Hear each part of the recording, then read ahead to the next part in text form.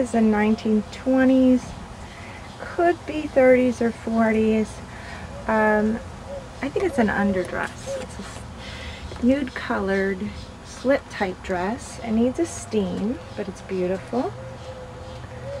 And it's a 52 in length. And here it has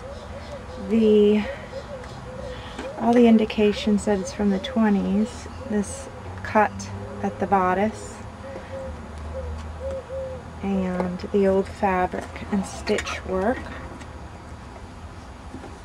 The zipper has been replaced, and it's just a beautiful vintage dress that's worth salvaging.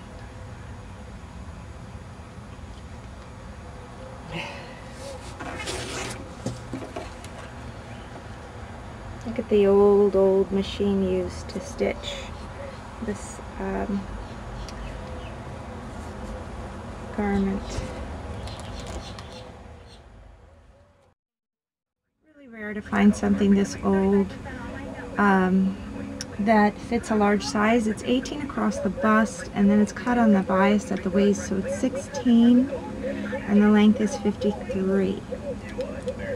And it's great that it's an 18 bust. It's very hard to find things this old, like I said, that fit larger, or you know, modern day small to medium size. This